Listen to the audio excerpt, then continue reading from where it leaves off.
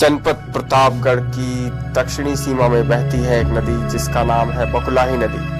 बहुत से लोग जो प्रतापगढ़ से बाहर के हैं शायद इस नदी के बारे में न जानते हो, शायद उन्हें इस नदी का नाम भी न पता हो, लेकिन प्रतापगढ़ के पारिस्थितिकी तंत्र का एक बहुत बड़ा हिस्सा इसी नदी के इर्द गिर्द फैला हुआ है। आज हम जिस स्थान पर आपको ले जाने वाले हैं वो किसी रत्न से कम नहीं है, क्योंकि ये एक ऐसा स्थान है जिसे देखकर आप निश्चित रूप से बहुत ही ज़्यादा रोमांचित होंगे। तो आज चलते हैं हम एक ऐसे सफ़र पर जो आपको हमेशा याद रहेगा, एक ऐसे स्थान पर जो बहुत शांत है, सांसारिक शोर शराबे से दूर है, पर फिर भी हलचल से भरा हुआ है। प्रकृति की गोद में बसा हुआ एक ऐसा स्थान जहां रोमांच, भय, शांति सबका सम्मिश्रण है, और ये स्थान है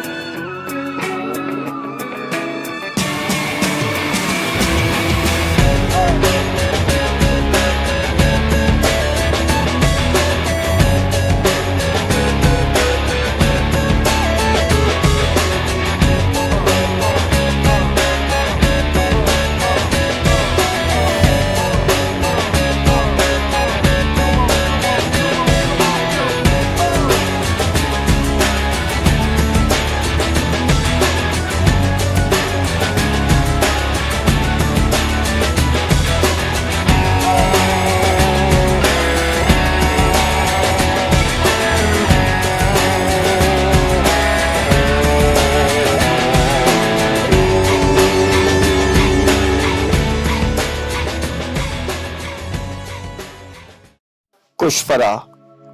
ये महज एक जंगल ही नहीं है, बल्कि ये वो स्थान है जहां आज से 25-26 साल पहले एक ऐसी घटना घटी जिसने सभी को झकझोर कर रख दिया।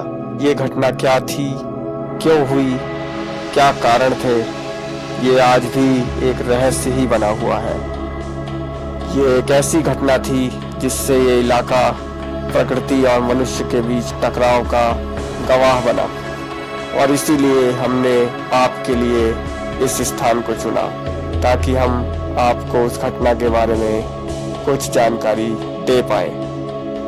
तो आइए चलते हैं कुशफरा जंगल के अंदर डीप फॉरेस्ट में, और इसकी गहराइयों को नापते हुए इसके अंदर छिपे हुए रहस्यों के बारे में जानने की कोशिश करते हैं। पहले आइए बात करते हैं कुशफरा जंगल की।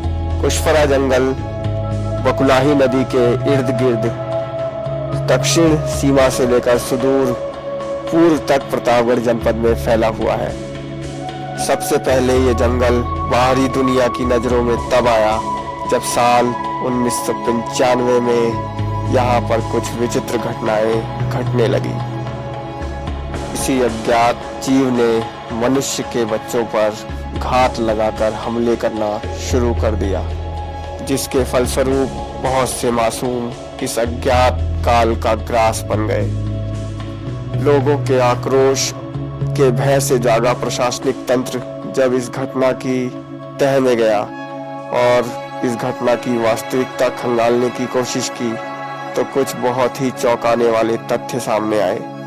विशेषज्ञों की टीम ने यह निष्कर्ष निकाला कि इस स्थान पर जो भी हमले बच्चों पर हुए हैं वो किसी और ने नहीं, बल्कि इस जंगल में बहुतायत से पाए जाने वाले भेड़ियों के समूह ने किए हैं। उस घटना के समय मैं कक्षा 7 का विद्यार्थी था, और जब भी गांव जाता था तो ग्रामीणों के मुंह से इस घटना के बारे में विचित्र और डरावनी बातें सुना करता था, जिसे सुनकर मैं भी डर जाया करता था।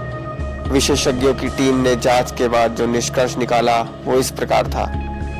इस इलाके के लोगों ने जंगल को साफ करने के लिए एक स्थान पर आग लगाई, और उस आग की चपेट में आकर भेड़िए की मांद में छिपे हुए बच्चे झुलसकर मर गए, और उस घटना के कुछ दिन बाद ही मनुष्य के बच्चों पर हमले होने प्रारंभ हो गए। यानी ये हमले भेड़ियों की ओर से किए गए प्रतिशोधात्मक हमले थे। इन हमलों का सिर्फ एक ही उद्देश्य था, वो है बदला। पर इस निष्कर्ष से लोग सहमत नहीं थे, क्योंकि जिन भी बच्चों पर हमले हुए थे उनके शव पे केवल एक हिस्सा गायब रहता था, जहां पर अमूमन किडनी होती है। यानी एक संभावना ये भी थी कि हो सकता है कि ये काम भेड़ियों की आड़ में मानव अंगों की तस्करी करने वाला कोई गिरोह भी कर रहा हो, पर जांच में कोई ठोस सबूत न मिलने के कारण इसकी सत्यता को परखा न जा सका। वन विभाग की टीम ने कई दिन लगातार इलाके में कैंपिंग की और भेड़ियों को निशाना बनाया।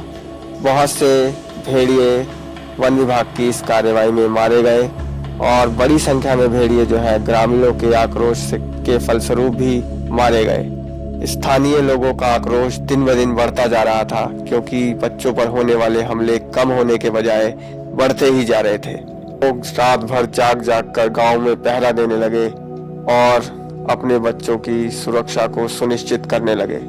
क्योंकि ये मामला बच्चों से जुड़ा हुआ था, इसलिए लोग उनकी सुरक्षा के प्रति बहुत संवेदनशील थे और किसी भी अज्ञात और संदिग्ध व्यक्ति को वो मानव तस्कर समझ लेते थे और कई लोगों के आक्रोश के फलस्वरूप अपनी जान भी गंवानी पड़ी, क्योंकि लोगों को शक था कि यही मानव तस्कर गिरोह के सदस्य हैं जो कि बच्चों को उठाकर उनको मारकर उनके शवों से किडनी निकाल लेते हैं। धीरे धीरे बच्चों पर हमले कम होते गए और लोग ये घटना भूलते चले गए और आज सन 2021 में बहुत ही कम लोगों को उस घटना के बारे में जानकारी है। इस घटना के बारे में नेशनल ज्योग्राफिक चैनल ने अपनी एक सीरीज भी बनाई थी जिसका नाम मैन ईटर्स ऑफ इंडिया है, और उस सीरीज में इस घटना के बारे में विस्तृत जानकारी दी गई थी। हालांकि ये सीरीज पूरी तरीके से YouTube पर उपलब्ध नहीं है, लेकिन मैं फिर भी आपको एक चैनल का लिंक डिस्क्रिप्शन बॉक्स में दूंगा, आप वहां जाकर उसे चेक अवश्य कीजिएगा। तो आइए अब चलते हैं हम जंगल के अंदर जंगल की सैर पर।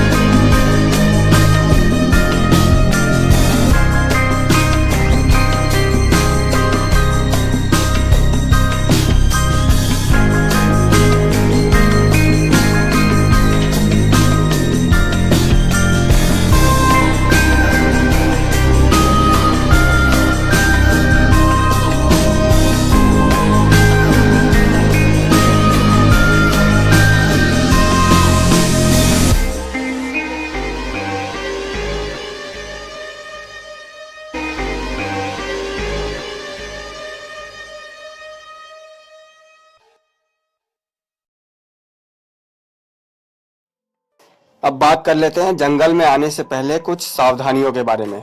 कभी भी आप इस जंगल में आइए, पर्याप्त सुरक्षा साधनों के साथ आइए। मैं हालांकि अकेले आया था इस जंगल में, लेकिन मैंने सुरक्षा का ख्याल रखा था ताकि किसी भी आकस्मिक स्थिति में मैं अपने आप को सुरक्षित रख सकूं। क्योंकि जंगल के बीच में आपको कोई भी मनुष्य, कोई भी मदद करने वाला नहीं मिलेगा आकस्मिक स्थिति में। इस जंगल के बीच बहुत से ऐसे जीव हैं जो हमें आमतौर पर तो नहीं दिखाई देते हैं, परंतु यदि आप जंगल के बीचों बीच हैं, एकांत में हैं, तो अवश्य ही आपका सामना उनसे हो सकता है। इन खतरनाक जीवों में लंगूर हो सकते हैं, भेड़िए हो सकते हैं, नीलगाय हो सकती हैं, जंगली सूअर हो सकते हैं, और सरीसृप रेप्टाइल्स की बात करें तो किंग कोबरा हो सकता है, जो कि बहुतायत से इस जंगल में पाया जाता है, और साथ ही साथ दूसरे विषैले सांप जैसे इंडियन क्रेट और रसल्स वाइपर भी यहाँ पर मौजूद हैं। तो आपको इन सभी जीवों की मौजूदगी के कारण अपने आप को सुरक्षित रखने के लिए पूरे उपाय करने बहुत ही जरूरी है। ऐसे ही जंगल के बीच में मेरा सामना एक भेड़िए से भी हुआ था। परंतु मैं जैसे ही उसे कैप्चर करने के लिए कैमरे को अपनी पोजीशन में लेने लगा, वो मेरी आंखों से ओझल हो गया। क्योंकि भेड़िया जो है बहुत ही शाय जीव होता है, बहुत ही शर्मीला होता है और वो ह्यूमन एक्सपोजर से दूर रहना पसंद करता है। इसलिए वो तेजी से मेरी आंखों से दूर हो गया और मैं उसको कैप्चर ना कर सका। पर भेड़िए को इतनी नज़दीक से देखने का प्राकृतिक वातावरण में मेरा ये दूसरा अनुभव था। इससे पहले मैं बहुत पहले एक बार दूर से, लगभग मान के चलिए कि 300 मीटर दूर से भेड़िए को बहुत पहले अपने बचपन में देखा था, और उसके बाद आज लगभग 50 मीटर की दूरी पर मैंने भेड़िए को देखा। और यकीन मानिए ये अनुभव बहुत ही ज़्यादा थ्रिलिंग और बहुत ही ज़्यादा रोमांचकारी रहा।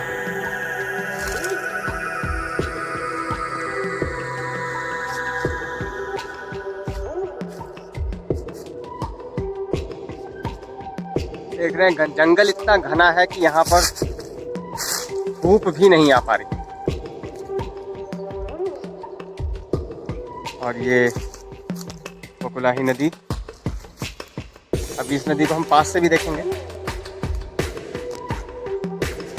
अब ये जंगल का वो हिस्सा है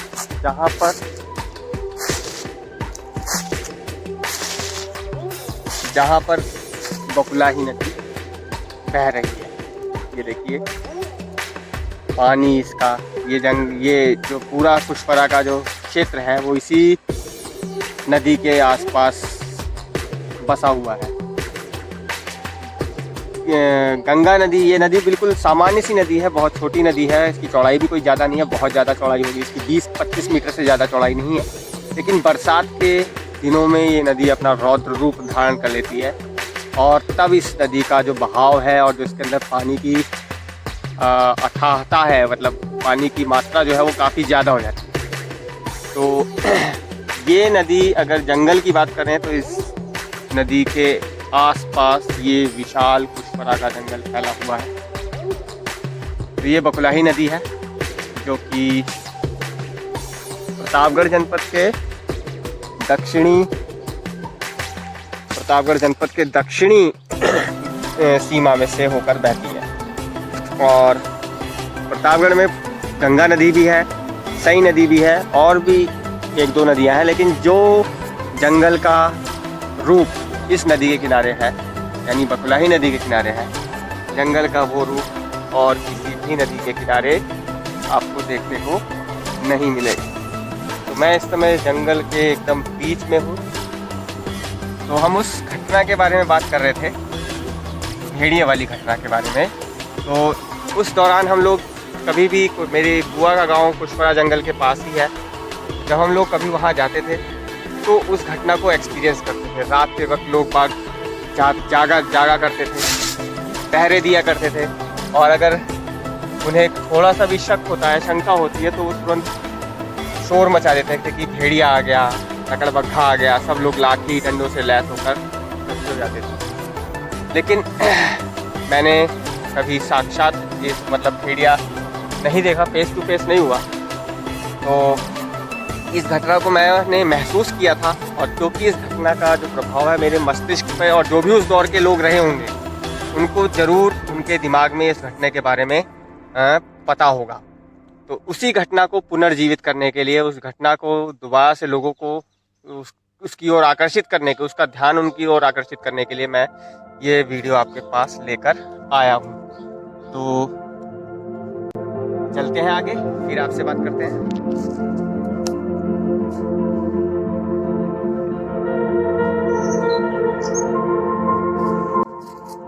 अब बात करते हैं इस जंगल में प्रमुख कौन कौन से वन्य प्रजातियां हैं, जीवों की प्रजाति कौन कौन सी। तो इस जंगल के अंदर जो प्रमुख जीव हैं, सियार, लोमड़ी और इंडियन हाइना और भेड़िए, वुल्फ जिसे बोलते हैं, और नीलगाय, विल्डेबीस्ट, वार्थॉग, जंगली सुअर, और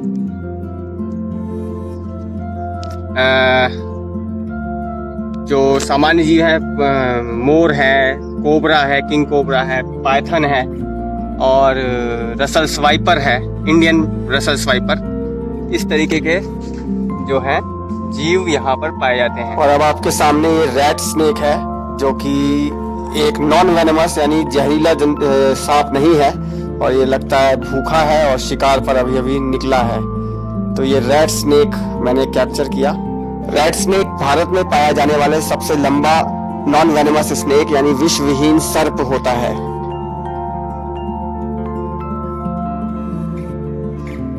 ये पेड़ किस चीज का है ये मेरे को अंदाजा नहीं है, अगर आपको पता हो तो आप कृपया बताएं। कांटे अजीब से हैं, इसमें अजीब सा डिजाइन है। यहाँ पर जो प्रमुख वनस्पति पाई जाती हैं, जो पेड़ पौधे पाए जाते हैं, उसमें प्रमुख है सागौन। साल के भी कुछ वृक्ष मैंने देखे हैं यहाँ पे, और आम और महुआ, बेर, बबूल इत्यादि। क्योंकि ये इलाका रेतीला है, इसलिए यहाँ जो वृक्ष हैं उनकी जड़ें काफी लंबी होती हैं, ताकि वर्षा ऋतु में मिट्टी कटे नहीं।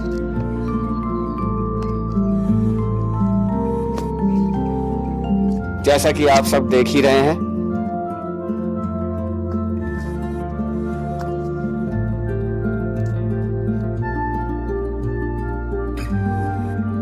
ये इलाका रेतीला है, इसलिए यहाँ पर जब वर्षा बारिश होती है तो जमीन जो है बहुत तेजी से कटती है।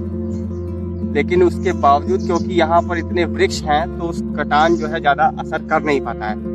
आपको मैंने शुरू में कुछ वीडियो दिखाए थे जिसमें पेड़ों की जड़ें जो है फैली हुई थी। तो मैं इनके इस इलाके में पाई जाने वाली प्रमुख वनस्पतियों के बारे में बात कर रहा था। तो वनस्पति जो यहाँ पर मुख्य रूप से पाई जाती है उसमें आम के हैं, शीशम है, साल है, सागौन है, अर्जुन है, और ये क्या नाम है, कटहल है, और बहुत से ऐसी प्रजाति हैं जिनके बारे में मेरे को नहीं थोड़ा सा मतलब मेरे को उसके बारे में पूरी जानकारी नहीं है। लेकिन यहाँ पर जो फ्लोरा और फौना यानी वनस्पतियों की और जो जीव जंतुओं की जो प्रजातियाँ हैं वो बहुत बड़ी संख्या में हैं। तो यानी एक तरीके से कह सकते हैं कि ये काफ़ी अच्छा जंगल जो है, इस जंगल का इकोसिस्टम बहुत ज़बरदस्त है। ये देखिए पानी के द्वारा कटा हुआ है और अंदर गुफा जैसा कुछ दिख रहा है। तो इस गुफा में हो सकता है सियार वगैरह अपना मान बनाते हो और शाम के समय वो यहाँ पे निकलते हैं। तो बड़ा ही मनोरम जंगल है। हालांकि मैं आपको रिकमेंड नहीं करूँगा कि कभी आप यहाँ अकेले आइए, कभी भी आइए सुरक्षा उपायों के साथ। ये देखिए मिट्टी कैसे कटी हुई है, मुझे लगता है वहाँ कुछ है। जंगल के बीच में कई पैचेस ऐसे हैं जो देखने में बहुत ही ज़्यादा खूबसूरत हैं।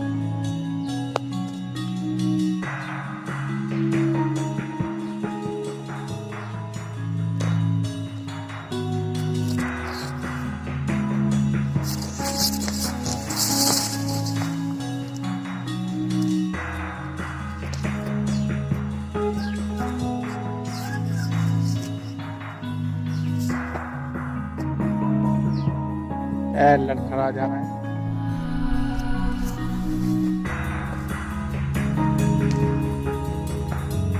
इसे सरपत कहते हैं। ये जंगल के बीच में महुए का पेड़ है।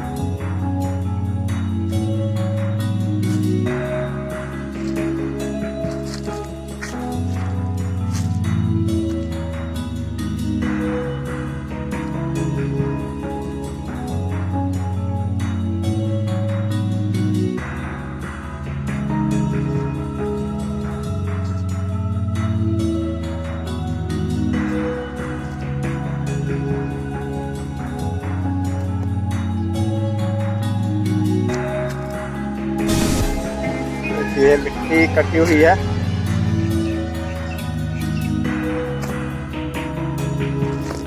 और ये अलग अलग तरीके के बिल, इनमें निश्चित रूप से सर्प का वास होगा। खैर हम उन्हें छेड़ते नहीं हैं। जंगल के कुछ नियम भी होते हैं, हमें उन नियमों का पूरी तरीके से पालन करना चाहिए। कभी भी जंगल में आए तो किसी भी जीव को परेशान ना करें। जंगल के जो नियम हैं उनमें बंधे रहें, क्योंकि आप जंगल में आए हैं तो आपको जंगल के नियमों का पालन करना ही होगा। जंगल की एक अलग तरीके की आवाज़ होती है जो कि उसकी शांति को भी बिल्कुल भयावह बनाती है। आप आवाज सुनिए, जो कि शांति से भरे जंगल में एक अजब सी, एक अजीब सी जो है बेचैनी पैदा करती है।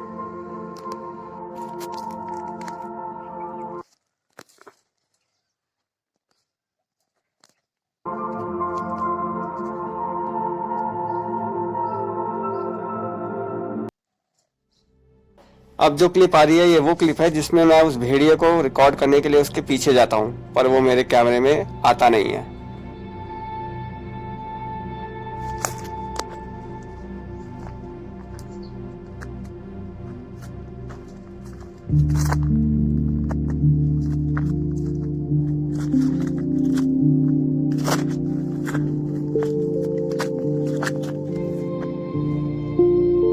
कोई जानवर जा रहा है और इस तरीके से एक सुनहरा मौका मेरे से छूट जाता है कि मैं एक भेड़िए को कैप्चर कर सकूं।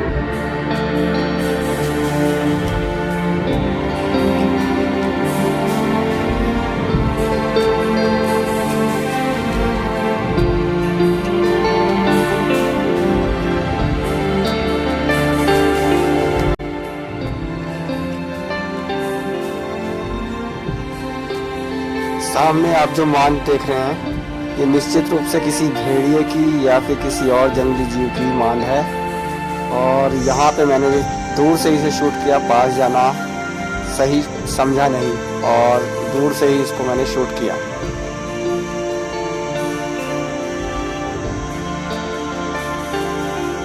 तो दोस्तों ये यात्रा थी हमारी इस जंगल कुशफरा के जंगल की, जो कि वाकई में अनएक्सप्लोर्ड, अनटेम्ड है, और बहुत से रहस्य अभी इसके अंदर ऐसे हैं जिनके बारे में खोजा जाना अभी भी बाकी है। तो मेरे से जितना हो पाया मैंने आपको ये जंगल दिखाने की कोशिश की। उम्मीद है कि आपको ये जंगल की सीरीज़ बहुत ही अच्छी और रोमांचक लगी होगी। कमेंट में अपने राय, अपने एक्सपीरियंस को ज़रूर बताइएगा हमें इस वीडियो को देखने के बाद, ताकि हम आगे और ज़्यादा अच्छा कंटेंट आपके लिए लेकर आ सकें।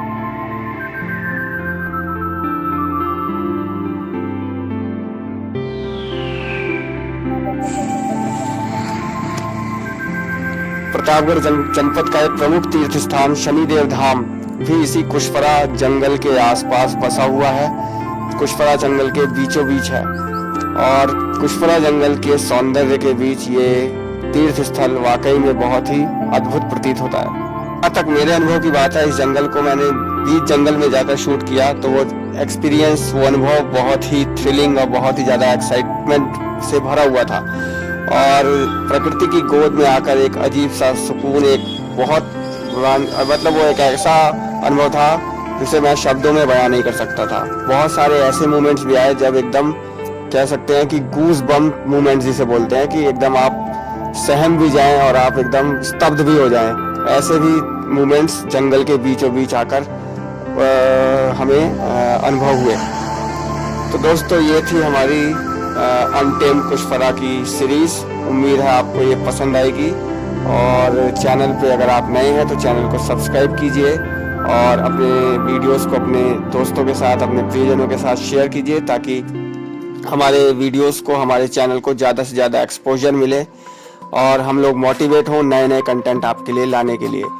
तो दोस्तों अब आपसे लेते हैं विदा, फिर मिलेंगे आपसे किसी दूसरे वीडियो में, किसी दूसरे विषय पर वीडियो में।